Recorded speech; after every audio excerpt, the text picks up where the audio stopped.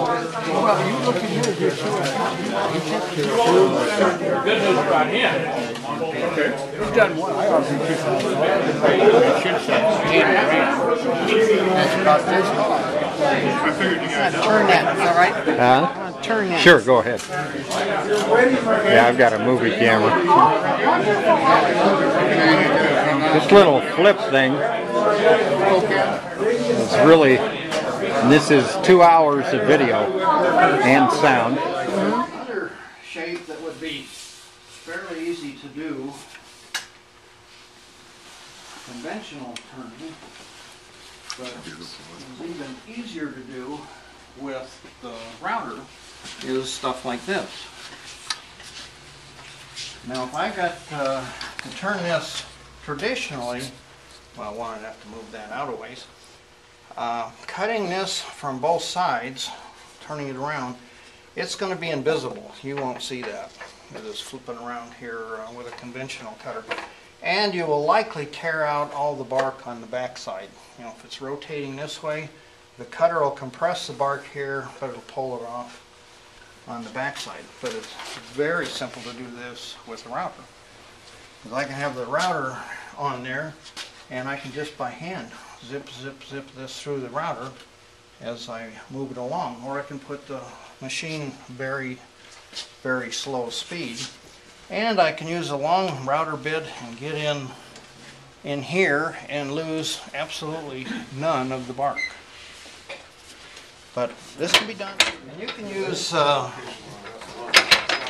grinders or a whole variety of different cutters.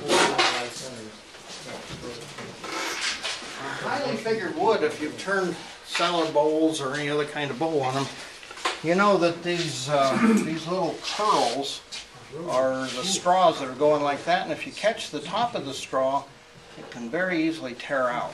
So trying to get a nice, beautiful, fairly perfect circle inside, if you're a good turner, no problem. If you're like me, problem. So I can measure the distance to the center of this post to the cutter, and I can drive this in and out to make whatever radius I want. So once I have that radius, then I can rotate the cutter very slowly as the bowl's turning slowly and make a perfect hemispherical shape. Nothing more pleasing than a perfect hemispherical shape. And when I'm done, just some light sanding with 120, no tear out, nothing. Just very easy. Slow. This is a piece of mango that I received about the same time I got all the Norfolk pine from my friends in Maui. And it sat on my yard for about 10, 12 years. Soaking wet. When I took the tarp off it, the mushrooms, surprised I didn't have to file an environmental impact statement. It was interesting, all the creatures that came out. So I put the wood inside my shop after I let Bob come over and clean up my yard and get all that junk wood out of there. I kept this one out. This is mango. It's curly mango and obviously spalted.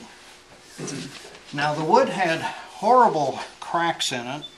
All of the cracks I filled with epoxy once I had my basic shape, and now they just look like spalted lines.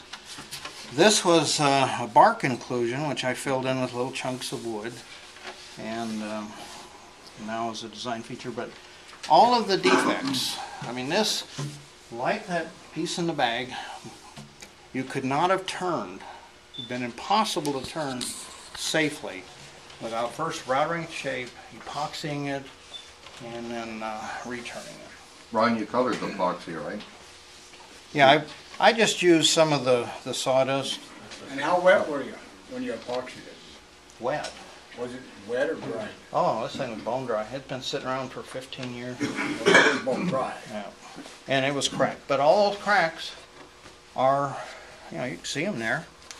Look like spalting lines. But hasn't modified or changed the beauty of the final piece. But I could not have turned this. Epoxy, and then buffed and polished out. This one was also epoxy, but I put wipe-on poly over it, and I need to buff that out. The other thing I like to do with my router is shapes. Router bits are kind of unlimited, but there's no limit to the different shapes and configurations you can make on a piece of wood. Again, no tear out, just by changing the cutter that you're using on your router. This one, oh, I love